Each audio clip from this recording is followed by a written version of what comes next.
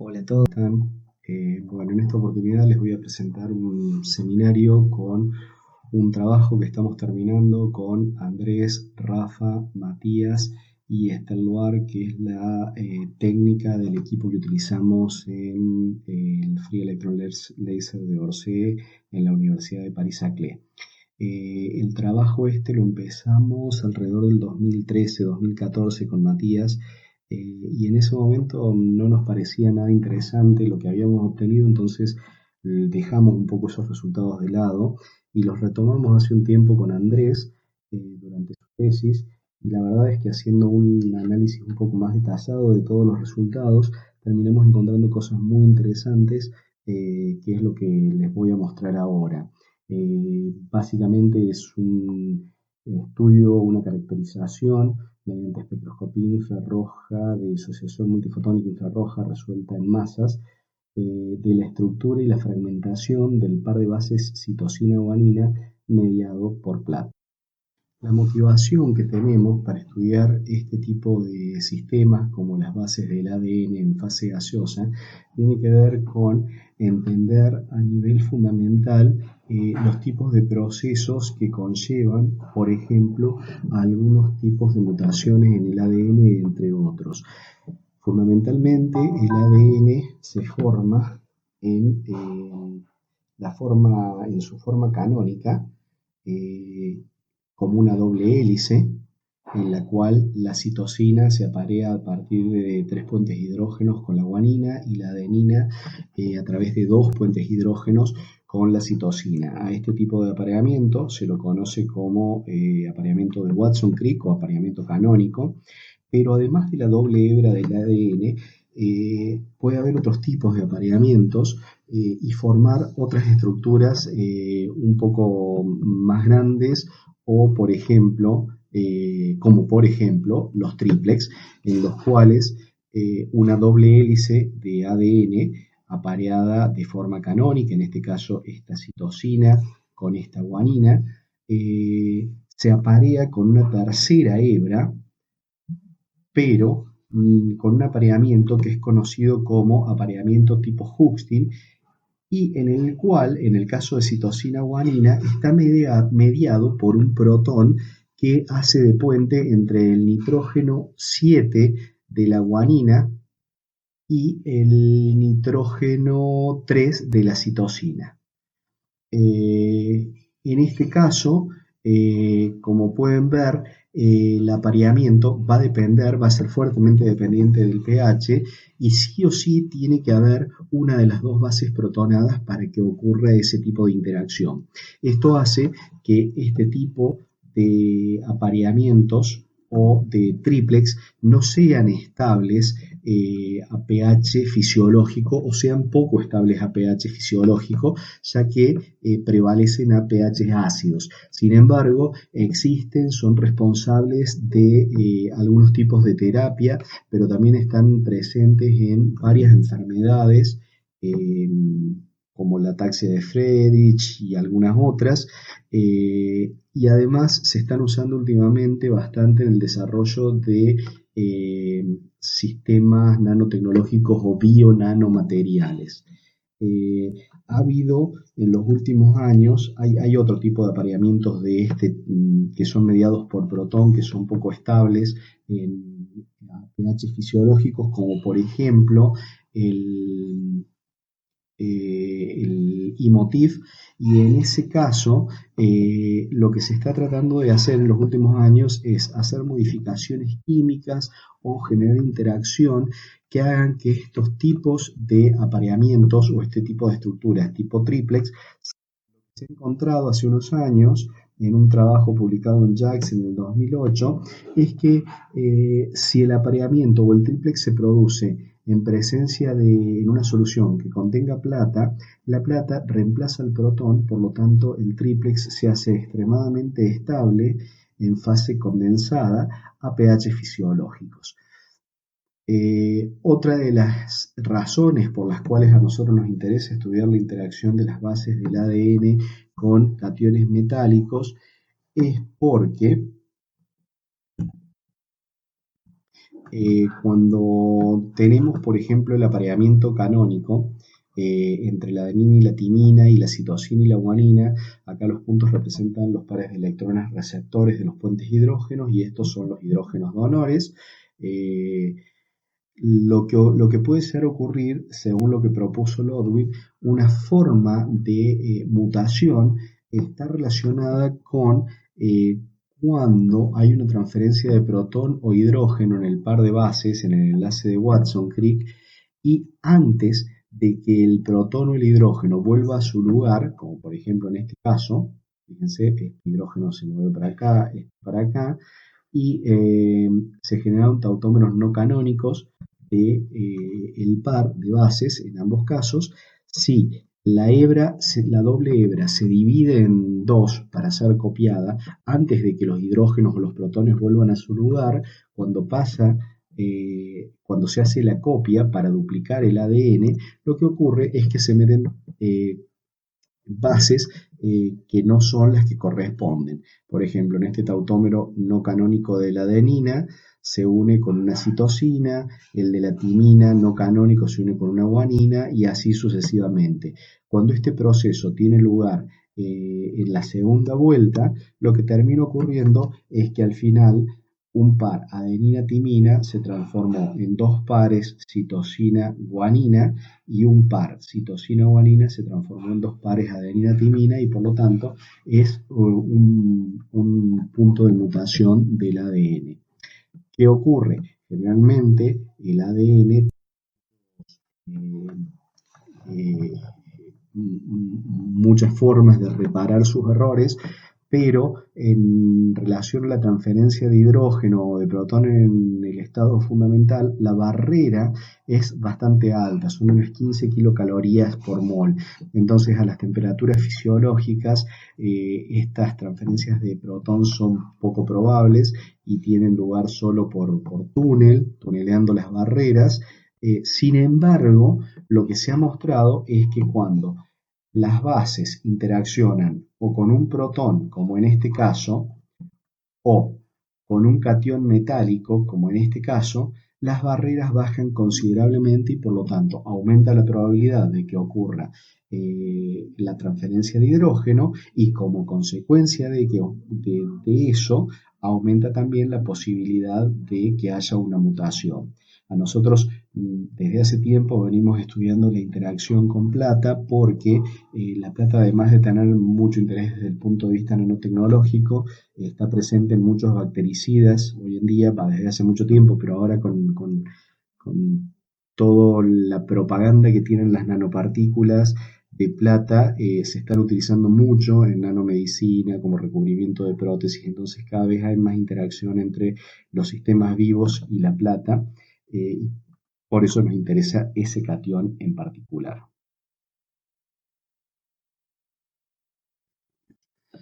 Como les había comentado, nosotros en el año 2017, también con Andrés, Maxi, Matías y gente de Francia, pudimos formar en fase gaseosa tanto el par Watson-Crick protonado como el Hustin protonado y sus proporciones relativas dependían del pH al cual se hiciera la solución de partida para después ponerlos en fase gaseosa. Pudimos caracterizar los espectros de masas y de fragmentación de cada uno y los espectros de disociación multifotónica infrarroja.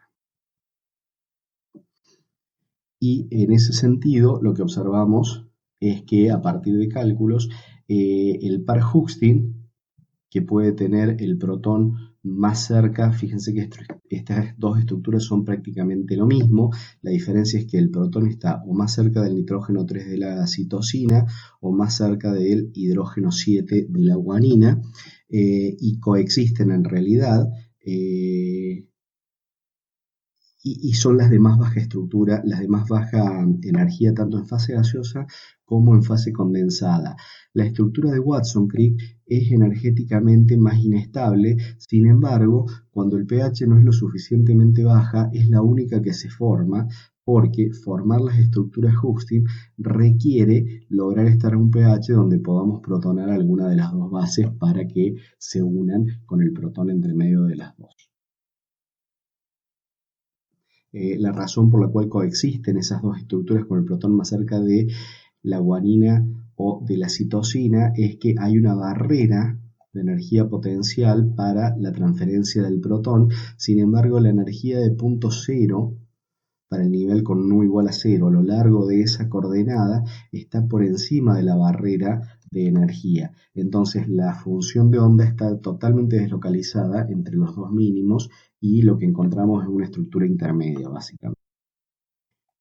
El equipo que utilizamos en esta ocasión es el que estamos utilizando siempre que vamos a Francia para hacer estudios de estas bases del ADN cationizadas, ya sea con protón o con plata, y consiste en un espectrómetro de masas en tándem de ICR con transformada de Fourier.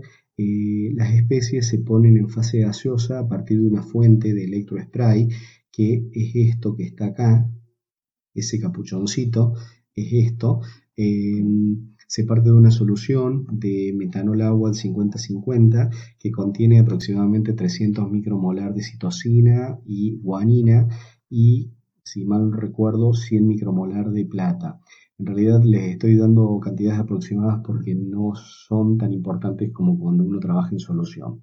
Cuando esa solución entra en esta fuente, se vaporiza en un spray en gotas muy muy chiquitas que se van desarmando y secándose a medida que pasan por este capilar, y cuando llegan al cuadrupolo, que es el primer espectrómetro de masas, se encuentran las especies, los iones que se produjeron en fase gaseosa.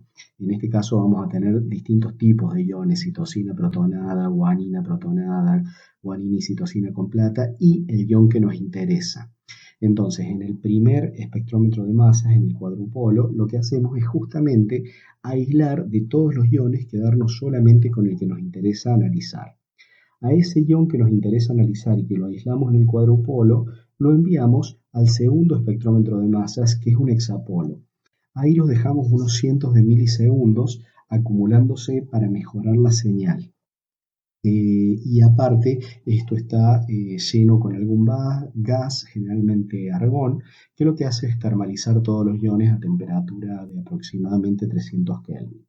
Una vez que se acumularon y se termalizaron, se lo envía a la parte más importante del espectrómetro de masas, que es el ICR, que es todo este tubo que se encuentra aquí, y ahí es donde interacciona con el Free Electron Laser, con la radiación infrarroja del Free Electron Laser, que viene desde otras salas a través de esos tubos y entra a la mesa óptica, y a partir de la mesa óptica al espectrómetro de masas, donde se hace el experimento.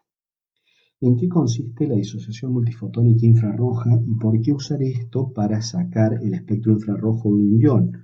Bueno, básicamente porque en fase gaseosa los iones no están protegidos por el solvente, por lo tanto, al no estar solvatados, no se pueden acercar demasiado porque se repelen entre ellos, y como consecuencia las concentraciones de iones que se pueden encontrar en fase gaseosa son extremadamente bajas y no permiten realizar espectroscopía de absorción infrarroja o incluso UV visible normal. Entonces tenemos que partir o usar algún tipo de espectroscopía de acción, es decir, que nos permita determinar que se absorbió un fotón cuando observamos algún efecto, como por ejemplo la fragmentación de ese ion. ¿Qué es lo que ocurre? Nosotros tenemos el espectro de masas con el ion padre y empezamos a sintonizar y a barrer la longitud de onda del láser infrarrojo. A medida que el láser infrarrojo va cambiando de longitudes de onda, cuando la frecuencia del fotón infrarrojo es resonante con alguna frecuencia vibracional o una banda infrarroja del ion, el ion absorbe no un fotón sino varios hasta que se fragmenta. Entonces, cuando el fotón es resonante con una banda infrarroja del ion, el ion se fragmenta. ¿Y qué es lo que observamos? Una disminución en la masa del ion padre y un aumento en la masa de iones hijos. Entonces, lo que terminamos haciendo es, a cada longitud de onda calculamos la eficiencia de fragmentación como el menos logaritmo del ion padre que tenemos a cada longitud de onda dividido la sumatoria de intensidad del ion padre a esa longitud de onda más todos los iones hijos, que esta suma sería equivalente al ion padre que tenemos inicialmente antes de que haya fragmentación. ¿Sí? El espectro infrarrojo o de disociación multifotónica, de eficiencia de disociación multifotónica infrarroja se obtiene como el gráfico de la eficiencia en función de la frecuencia del fotón. Entonces, cuanto más disocia, más eficiente es, y eso es debido a que la sección eficaz de absorción fue mayor. ¿Sí? Y esto es comparable al espectro infrarrojo. Acá les muestro un espectro de masas luego de aislar, acumular y enviarlo al FTICR al ion padre que nos interesaba, que era citosina, guanina, plata. Y en este caso, aquí abajo, les muestro lo que ocurre. Es un espectro de masas promedio cuando se lo irradia entre 1600 y 1700 centímetros a la menos 1. Acá no está la escala, pero el ion padre disminuye su intensidad y notablemente aparece el ion guanina plata más, citosina plata más y citosina protón. Este ion que está con asterisco acá, estaba ya antes de irradiarlo, no depende de la longitud de onda, por lo tanto es un ion del background, mientras que estos tres iones son iones fragmentos del ion padre, que ocurren cuando absorbe fotones infrarrojos.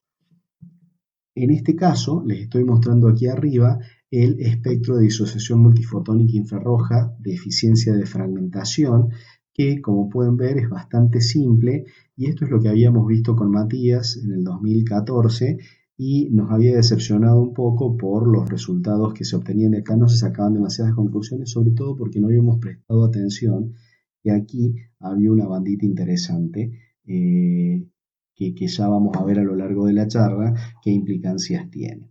Sin embargo, cuando nos pusimos a analizar un poco más en detalle estos resultados con Andrés, y en lugar de graficar la eficiencia de fragmentación, lo que hicimos fue graficar cómo varía cada uno de estos fragmentos en función de la longitud de onda. Lo que encontramos fue algo muy interesante, y es que, por ejemplo, cuando graficamos cómo varía la intensidad de aparición del fragmento guanina plata o la del citosina plata, vemos que si bien los espectros son similares, hay diferencias notorias. Por ejemplo, estas dos bandas que son debidas a los carbonilos de la citosina y la guanina, sus intensidades relativas son totalmente distintas en el espectro rojo, obtenido cuando se sigue la intensidad de guanina plata, y en el espectro verde cuando se sigue citosina plata. Y estas dos bandas de acá también cambian su intensidad relativa. En el caso del citosina protón es muy parecido al guanina plata, por lo tanto se espera que vengan de la misma fuente. ¿Qué significa esto? ¿Qué información nos da a priori? Nos está diciendo que hay dos isómeros del ion padre. Nosotros tenemos selección en masas, es decir, aislamos el ion padre, pero si hay dos isómeros o más no lo podemos distinguir. Estas diferencias nos están diciendo que el mismo ion padre tiene dos isómeros, que los dos isómeros, como la guanina plata y la citosina plata, todas tienen las mismas bandas, quiere decir que los dos isómeros nos dan ambos productos de fragmentación, ¿sí? Guanina plata más citosina neutra y citosina plata más guanina neutra. Sin embargo, lo que cambia de un isómero al otro es el porcentaje o el rendimiento de cada uno de los dos fragmentos. Mientras que en el caso del citosina protón parecería ser que viene principalmente de uno de los isómeros y que es el que genera prioritaria o principalmente guanina.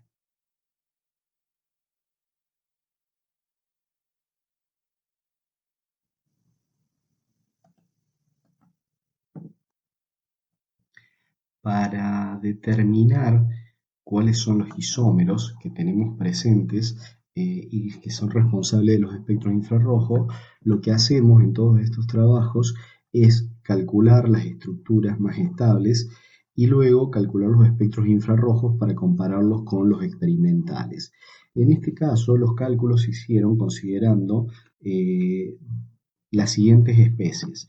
Se sabe que la citosina, si bien tiene distintos tautómeros, por ejemplo, el enol, en el cual este hidrógeno está acá, o el hidrógeno acá en el 3, el más estable, tanto en fase gaseosa como en fase condensada, es el cetoenol con el hidrógeno, el cetoamino con el hidrógeno en el nitrógeno 1. Cuando se forman los nucleótidos o los nucleósidos, el azúcar y el fosfato van a parar justamente a este hidrógeno y por lo tanto todos los otros tautómeros quedan bloqueados, porque este es el hidrógeno que se mueve preferencialmente. En el caso de la guanina, se conoce que en fase gaseosa, pero sobre todo en fase condensada, estas dos estructuras son prácticamente isoenergéticas. La guanina cetoamino 9 es la canónica, es la que se encuentra en el ADN y tiene el hidrógeno en el nitrógeno 9. En el caso del ADN, cuando se forma el nucleótido o el nucleósido, el azúcar y el grupo fosfato van a parar justamente a este nitrógeno que está opuesto, con respecto al anillo, opuesto al grupo carbonilo. El otro tautómero no es canónico, este no existe en forma natural en el ADN, sí se puede formar como consecuencia de alguna mutación, pero es el cetoamino 7, es decir, que el hidrógeno lo tiene en posición 7, pero bueno, en este caso no da lugar al nucleótido o al nucleósido canónico. Entonces, usamos esta citosina y estas dos guaninas para hacer los cálculos de estabilidad y espectros infrarrojos de las distintas estructuras del par.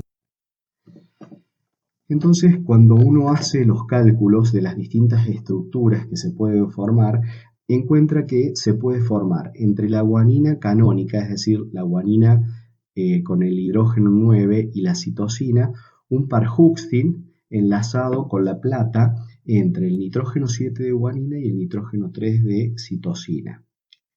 El segundo en estabilidad es uno Huxtin no canónico o inverso, lo podemos llamar, en donde la citosina sigue siendo la misma, en la plata está enlazado al nitrógeno 3 de la citosina, pero fíjense que ahora esto no es más la guanina canónica con el hidrógeno sobre nitrógeno 7, sobre nitrógeno 9, sino que ahora está sobre el nitrógeno 7, es decir, del mismo lado que el carbonilo. Por eso es que se da vuelta y se enlaza de esta forma.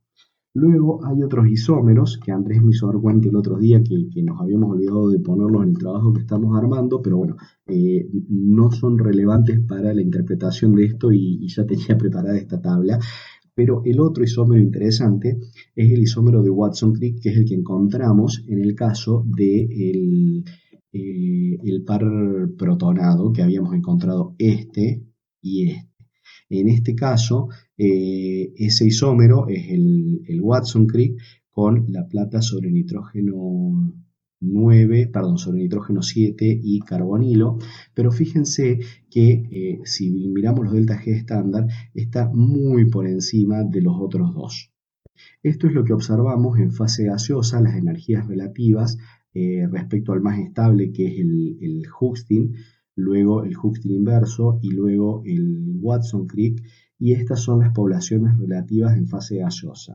Nosotros medimos en fase gaseosa. Sin embargo, partimos de una solución. Entonces, cuando hacemos la corrección por el solvente, fíjense que ahora el Huxtin sigue siendo el más estable, solo que el Huxtin inverso ya está mucho más cerca en energía. Fíjense que antes la energía libre era 5,8 kilocalorías por encima del más estable y ahora solo 1,5 kilocalorías más estable. Y las poblaciones relativas en fase gaseosa se esperan que sea entre 1 y 5 por 10 a la menos 5, mientras que en solución 1 y 8 por 10 a la menos 2. ¿Qué es lo que puede ocurrir en estos experimentos? o que estas especies se formen en fase gaseosa, en cuyo caso deberían seguir esta energética y estas poblaciones, o que se formen en la solución y que cuando se las vaporiza por electrospray mantengan su estructura, en cuyo caso las poblaciones relativas que uno debería encontrar deberían ser más parecidas a la de fase condensada. Una vez dicho esto y viendo cuáles son las estructuras más estables, calculamos todos los espectros infrarrojos de todas las estructuras y los comparamos con el espectro infrarrojo de eficiencia de disociación multifotónica. Fíjense que este espectro rojo calculado corresponde al isómero Hughes más estable, el azul al que sigue y el verde al Watson-Crick. Si bien el espectro de disociación multifotónica infrarroja, que con Matías no le habíamos visto esa pequeña bandita, se ajusta muy bien al isómero más estable, en cuyo caso ya está, no tiene demasiado interés, no es muy interesante. Viendo un poquito más en detalle, está esta otra bandita que es de otro carbonilo, que en el caso del Hughes no aparece, pero sí aparece en el caso del Hughes inverso. ¿Sí? Fíjense que el Hughes inverso tiene dos bandas de los carbonilos y esta es la que corresponde a esa. Y esta otra podría corresponder a esta o a una suma de ambos. ¿Sí? Entonces, básicamente lo que está ocurriendo es que por lo menos tenemos estos dos isómeros, porque si no, no podemos explicar con uno solo los dos, todo el espectro. En el caso del Watson-Crick, aparte de estar muy alto en energía en las dos fases, fíjense que las poblaciones son de 10 a la menos 13 o 10 a la menos 8 relativo al más estable, con lo cual no lo veríamos. Debería aparecer, en caso de que existiese, una banda a 1700 que no está presente en el experimento. Entonces, ¿qué podemos hacer para determinar de forma experimental cuáles son las relaciones entre los dos isómeros? Bueno, ver las intensidades relativas de estas dos bandas. ¿Por qué? Porque la banda que se encuentra a 1775 es solo debida al isómero Hughes inverso, mientras que la banda que se encuentra a 1730 es una suma de lo que viene del Hughes inverso más lo que viene del Hughes. Entonces, si uno hace la relación entre las intensidades del espectro experimental a 1775, es decir, esta bandita que viene de un solo isómero, dividido la de esta banda que viene de los dos isómeros, esa relación es 0,083. Pero uno lo puede relacionar a eso con el espectro teórico. Y el espectro teórico, o las intensidades que va a aportar cada uno de estos isómeros, van a ser una constante de proporcionalidad alfa, que está relacionada con la potencia del láser que produce la fragmentación, el tiempo de irradiación, etc., pero va a ser para todos lo mismo porque fue en un solo experimento, por la población del isómero Hughes inverso, en el caso de 1775, o en el caso de 1730, la del Hughes inverso y la del Hughes, multiplicado por la sección eficaz de absorción a esa longitud de onda. ¿Sí? Esto es básicamente la ley de Lambert-Eavitt. La relación, la población no es ni más ni menos que la concentración. Este alfa está relacionado con el paso óptico y este sigma es el épsilon. ¿Sí? Entonces, en un espectro de absorbancia, las intensidades las podemos sumar. Y obtenemos, por lo tanto, esta relación. El alfa es el mismo para todos, así que se simplifica. El sigma se saca directamente de los espectros calculados, midiendo las intensidades a cada una de las longitudes de onda, y por lo tanto lo único que nos queda es despejar las poblaciones relativas de ambos isómeros. Cuando hacemos eso, encontramos que la intensidad relativa de ambos isómeros es 0,08, que es justamente lo que calculábamos de forma experimental, teórica, suponiendo una función de distribución de Boltzmann a temperatura ambiente. Entonces, en solución. Entonces, básicamente la conclusión de esta parte es que los isómeros se forman en la fase condensada y luego mantienen su estructura cuando son vaporizados por electrospray. Entonces, siguiendo un poquito más y sabiendo ahora que tenemos los dos isómeros presentes, ahora bien, veamos qué ocurre si en lugar de graficar el espectro de eficiencia de fragmentación, graficamos los espectros resueltos en masa recogidos sobre las masas de los distintos fragmentos. ¿Sí? En la figura anterior, en unas figuras anteriores yo les había mostrado que la intensidad de este ion era mucho menor que las de estos otros dos y que el guanina plata era el más intenso. Esas son las intensidades, las reales, las que vamos a utilizar en todo el análisis que vamos a hacer de ahora en adelante. Aquí están todos los espectros normalizados por una cuestión puramente visual, ¿sí? Entonces, ¿qué información podemos sacar de acá? Ya habíamos dicho que tenía que haber al menos dos isómeros que diesen lugar a los distintos fragmentos.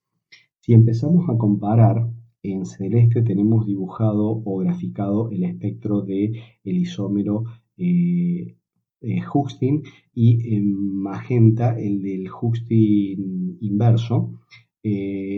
Perdón, acá tenemos los espectros experimentales recogidos en guanina plata y citosina protón, perdón. Y esto que dice guanina plata debería decir citosina plata, ¿sí? Así que bueno, disculpen el error. Cuando empezamos a comparar todos estos espectros, lo que observamos es que la banda, esta que se encuentra en 1730, está presente en los dos isómeros, pero principalmente en el del isómero Hoogstin, mientras que esta pequeña bandita que se encuentra acá, a 1775, corresponde únicamente al isómero Hoogstin inverso. Entonces, ¿qué es lo que observamos de acá? Que independientemente de cuánto haya de estos dos isómeros, que calculamos que tenía que haber 8 por 10 a la menos 2 de este y 1 en relación a 1 de este, lo que encontramos es que en el caso de la guanina plata, está viniendo, se está generando de los dos isómeros, ¿sí? Porque si no, no podríamos explicar esta intensidad tan grande. Y si no consideramos el rosa, no podemos explicar esta bandita, se está generando de los dos isómeros, pero principalmente del Hoogstin. Sin embargo, cuando vamos a la citosina plata, lo que encontramos es que esta banda adquiere bastante relevancia en relación a esta. Sin embargo, como las dos intensidades están invertidas, quiere decir que en citosina plata también está aportando el isómero Hoogstin. Pero básicamente la información que obtenemos de acá es que ambos fragmentos se generan por los dos isómeros, citosina plata preferentemente por Hoogstin inverso y guanina plata preferentemente por Hoogstin. En el caso de citosina protonada, parecería ser que al no estar esta banda se está generando solamente por el Hoogstin. Sin embargo, como la intensidad de este ion era muy baja, podría ser que esa bandita esté por debajo de la sensibilidad del equipo y que no la estemos observando por una cuestión. ¿Cómo vamos a hacer para determinar entonces qué es lo que está pasando y cuánto se nos está generando de cada uno? Nosotros ya habíamos hecho un análisis para poder obtener los dos isómeros, el Hoogstin y el Hoogstin inverso, en qué proporción se encontraban a partir del espectro de eficiencia de disociación multifotónica total. Ahora vamos a utilizar estos espectros de disociación multifotónica infrarroja resueltos en masa para obtener información similar de los distintos canales. Tenemos los dos isómeros, el Hoogstin y el Hoogstin inverso, y ambos, cuando absorben fotones, se pueden fragmentar para dar guanina plata más citosina neutra o guanina neutra más citosina plata. En ambos casos, lo que va a cambiar es solamente el tautómero de guanina que obtenemos porque se parte de distintos tautómeros. Cada uno de estos canales va a tener su propia constante de velocidad.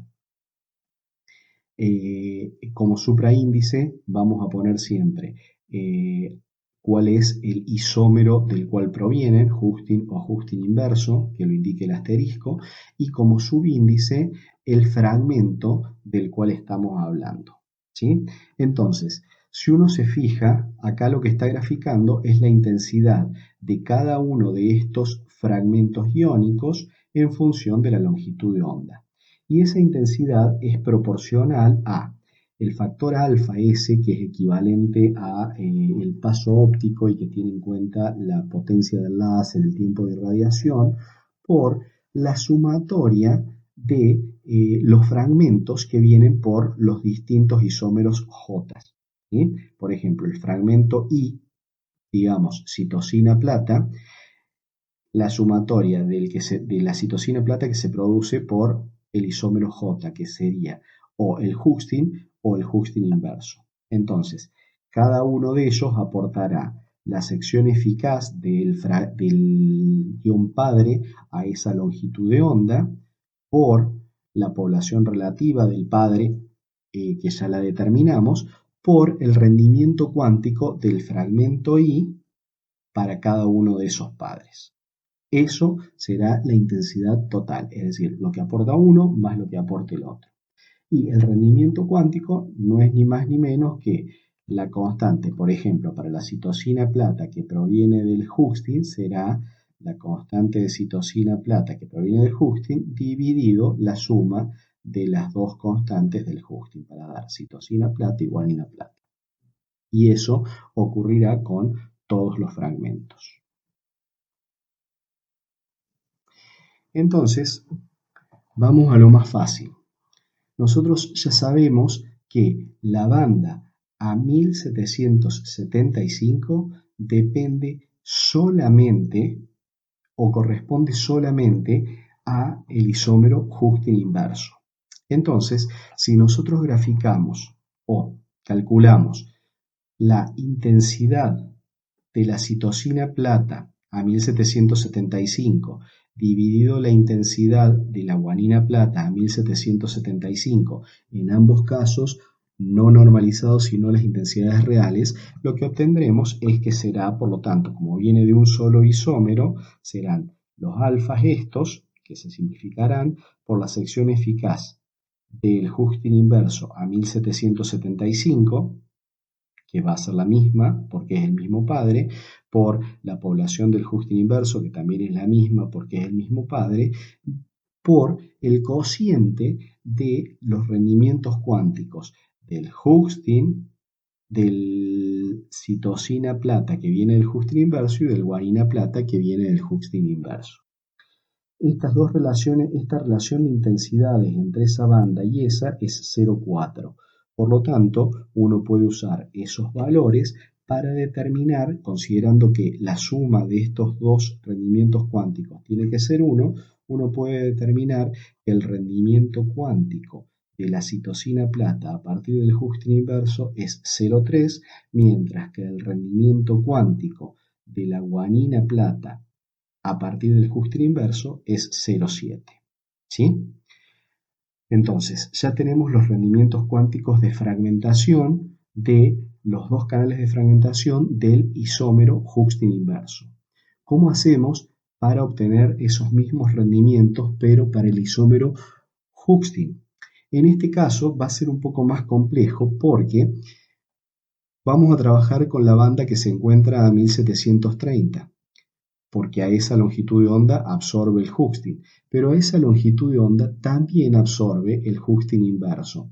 Es decir, que las intensidades que observemos de guanina plata y de citosina plata van a ser la suma de lo que viene del Hustin inverso más lo que viene del Hustin.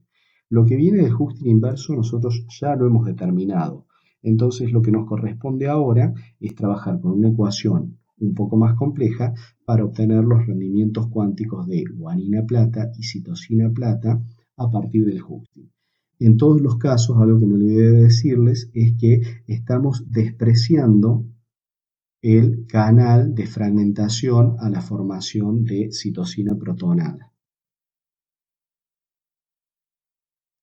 Recordemos que las guaninas platas que se producen son distintos tautómeros, pero el equipo solo detecta las masas y no los isómeros, entonces va a ser ciego a ese tema. Entonces tenemos que la intensidad de la citosina plata a 1730 va a ser, bueno, el alfa, que lo sacamos como factor común, lo que viene del Husting inverso, que ¿qué va a ser? La sección eficaz del Husting inverso es a longitud de onda, la población del Husting inverso y el rendimiento cuántico del Husting inverso. ¿Sí? Esto lo conocemos porque es del espectro teórico. Esto ya habíamos determinado que era 0,08 y esto lo acabamos de determinar que es 0,3. Recordemos que vamos a suponer que en el intervalo de longitudes de onda no hay variaciones en los rendimientos cuánticos de disociación. Más lo que viene del Husting, que va a ser la sección eficaz del Husting por la población del Husting por el rendimiento cuántico del Husting. Esto lo sabemos del espectro teórico, esto ya determinamos que era 1 y lo que tenemos que averiguar es eso. ¿Sí? Y con la guanina plata va a ocurrir lo mismo. Del Husting inverso ya tenemos todo y del Husting lo que nos falta determinar es el rendimiento cuántico de disociación para dar guanina plata. Entonces, si hacemos ahora el cociente de la intensidad de las bandas a 1730 medidas en la masa de la citosina plata y de la guanina plata, obtenemos este cociente y haciendo uso de nuevo de que la suma de los dos rendimientos cuánticos que vienen del Husting tiene que ser 1, obtenemos que en el caso del Husting, la disociación o los rendimientos de disociación me dan un 2% de citosina plata y un 98% de guanina plata. Acá hay un resumen de las poblaciones de ambos isómeros y los rendimientos cuánticos. Fíjense que el Husting inverso da 30% de citosina y 70% de guanina, mientras que el Husting da un 2% de citosina y un 98% de guanina. Ahora bien, ¿por qué esas? Bueno, si observamos las curvas del Husting y del Husting inverso para disociar a los dos canales iónicos, encontramos que en el caso del Husting, la energía necesaria para dar citosina plata es aproximadamente 7-8 kilocalorías más que para dar guanina plata. Por lo tanto, es lógico que obtengamos menos citosina plata que guanina plata por una cuestión puramente energética. En el caso del Husting inverso, los canales de fragmentación son prácticamente isoenergéticos, simplemente porque el tautómero de la guanina cambia y esto hace que cambien todas las energías relativas. Ahora, para obtener un poquito más de información, Rafa lo que hizo fue calcular a partir de la teoría de RRKM las constantes microcanónicas, cada una de esas 4 constantes que veíamos del Husting para dar citosina plata y guanina plata, del Husting inverso para dar citosina plata y guanina plata. Rafa calculó las constantes, pero a cada energía. Y teniendo las constantes, uno puede calcular, por lo tanto, los rendimientos cuánticos microcanónicos. Cuando graficamos eso, nos encontramos con que en líneas punteadas tenemos los resultados para el isómero Husting, que da citosina plata y guanina plata, guanina plata y citosina plata, y en líneas continuas encontramos los resultados para el Husting inverso, que da citosina plata y guanina plata. Y si se fijan, estos son los valores experimentales esperables. Entonces, Nosotros estos valores experimentales no sabemos a qué energía están porque no sabemos cuántos fotones absorbe el sistema, pero si uno los mueve sobre el eje de las X, puede encontrar una región en donde los cuatro tengan un buen fiteo con los valores experimentales. Fíjense que la citosina plata, en el caso del Hustil inverso, es un poquito menos energético el canal que el guanina plata. Y efectivamente eso se observa. Uno espera mayor cantidad de citosina plata, acá en negro, a energías bajas que de guanina plata. Pero lo que observamos experimentalmente es al revés. Más guanina que citosina. Y fíjense que hay una inversión y alrededor de 100 kilocalorías por mol se encuentra un buen acuerdo entre los cuatro valores determinados experimentalmente y los valores calculados a partir de la teoría de RKM, que es extremadamente básica en comparación con otras teorías que hay hoy en día, con lo cual esto no es para tener un acuerdo bueno, sino para mostrar de que para dar un apoyo más a nuestras hipótesis. Esto significa que el sistema está absorbiendo alrededor de 20 fotones infrarrojos. Finalmente, probablemente lo más interesante, pero para lo que aún no tenemos una explicación certera, es la formación del isómero o del fragmento citosina protonada, que hasta donde habíamos dicho ahora, aparentemente venía del par Hustin, pero esto requiere que haya una transferencia de protón desde la guanina hasta la citosina, si no, no hay forma de tener esta especie. Decimos que es del Hustin porque recuerdan que esta banda no la observábamos y si está es muy poquito. Ahora bien, para que nosotros podamos tener citosina protonada, como dijimos, tenemos que tener una transferencia de protón de guanina a citosina. Viendo la estructura del par Hustin, es imposible que esa transferencia de protón ocurra de forma directa, a menos que haya una isomerización previa, ¿sí? Alguna otra estructura, no importa cuál. ¿Sí?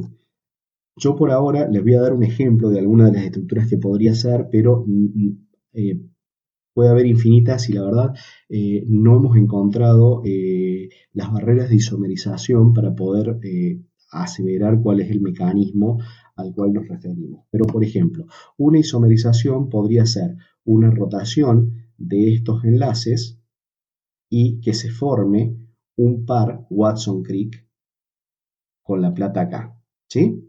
En un par Watson-Crick sí puede haber transferencias de protón. Hay otros pares en los cuales también puede haber transferencia de protón, pero fíjense que acá la guanina le podría llegar a donar este protón o este para formar distintos tautómeros de la citosina protonada. Por otro lado, habíamos visto que desde el punto de vista teórico, la interacción de cationes metálicos con el par Watson-Crick facilitaba la transferencia de protón. Entonces, esto podría llegar a ser una demostración experimental en fase gaseosa, desde lo más básico, de que realmente la presencia de la plata podría llegar a facilitar esa transferencia de protón. Entonces, le transferiría un protón, la plata quedaría como la guanina quedaría como guanina desprotonada y citosina protonada, pero como la guanina desprotonada, que es un anión, interacciona con el catión plata, se generaría una especie neutra que es guanina desprotonada plata más el fragmento catiónico. A modo de ejemplo, se sabe que, por ejemplo, en el caso de el par citosina-guanina en una doble hélice, acá fíjense que hay dos guaninas y dos citosinas. En el cisplatino, que es uno de los anticancerígenos que se estaban usando hace un tiempo como en tratamientos de quimioterapia, el mecanismo de funcionamiento se cree que es, se sabe que interacciona el platino sobre nitrógeno 7 de la guanina, como en este caso. y la presencia del platino realmente baja las barreras de transferencia de protón entre ambas bases y eso hace que se produzca una mutación en ese ADN cancerígeno y por lo tanto no pueda sobrevivir a la replicación. Fíjense, esto es una superficie de energía potencial. De este lado tenemos el protón sobre la guanina y de este lado sobre la citosina cuando están sin el cisplatino. Fíjense que realmente el protón prefiere estar sobre la guanina, son dos especies neutras, por lo tanto el protón está sobre la guanina y no le conviene energéticamente venirse a la citosina. Ahora, cuando lo hacemos interaccionar con cisplatino, la superficie cambia totalmente y se encuentran dos mínimos, o con el protón sobre la guanina o con el protón sobre la citosina, mostrando que realmente la transferencia de protón se facilita no solo estabilizando las dos posibles especies con el protón en una o en la otra, sino que además la barrera en este caso para la transferencia de protón es de alrededor de 15 kilocalorías por mol, mientras que en este caso es alrededor de 5 kilocalorías por mol. Entonces, eso es todo lo que tenía para contarles. Bueno, dentro de un rato cuando nos juntemos, charlaremos del tema y podremos discutir, me harán los comentarios que crean conveniente y seguiremos conversando al respecto. Nos vemos en un rato y muchas gracias por escuchar el seminario.